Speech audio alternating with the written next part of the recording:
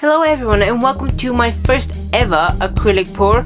I know very little about what I should and should not do at this point with acrylic pouring, so today you have joined one of my experimental workshops where I make a lot of mess and hope that some art emerges at the end. So if you're new here and you enjoy experimenting with your art, then hit that bell notification icon to subscribe to my channel and be notified of all my new videos when I post them. For my first pour, I'm going to be using only PVA as my pouring medium, and I'm using about 8 grams of it. I'm adding around 2 drops of paint and adding as much water as I need to make the mixture easily drop off the stirrer. So please correct my recipe because I know it is not correct. I have raised my small canvas on some board pins so I can lift it and tilt it easily, and then I remembered that I need a better surface to actually do the pour on, so then I lazily squeezed some white paint onto the canvas and then thinned it out with water directly onto the canvas, which for a smooth pour I do not recommend unless you wish to get the interesting effects that I did at the end. As you see, the white background has not leveled and you can still see the strokes, which is not what usually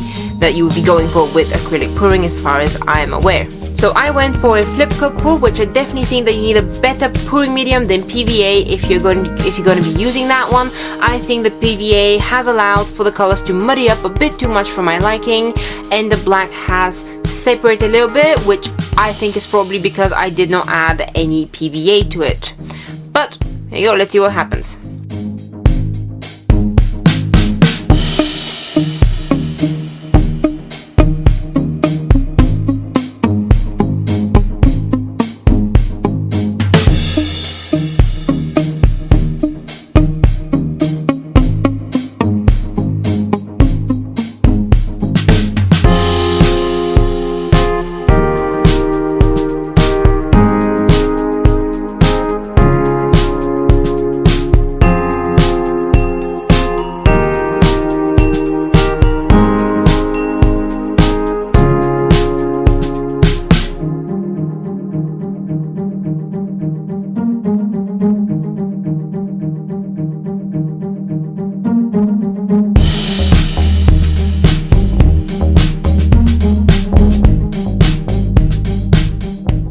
I went on improvising, just adding color as the black did take over. When the piece finally dried, there wasn't a good enough or an effective enough standalone pour, but it was a relatively good background, so I sketched a nice rose bush thing with a gel pen, and then I went over it again with some acrylic paint.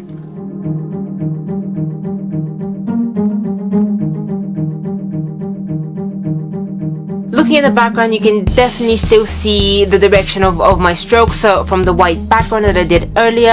However, this time around I actually started liking it because I imagined that it was rain, so you can see the direction in which the rain was falling.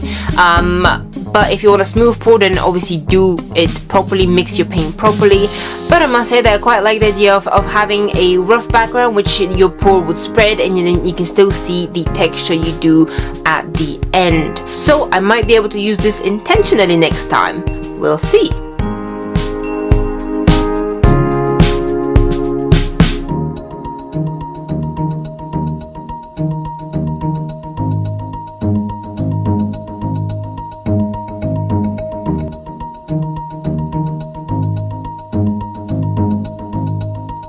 Let me know in the comments below how I did today, what I did wrong, what I did right, if anything. Give this video a huge thumbs up if you enjoyed it, and subscribe to my channel if you haven't already. See you next time.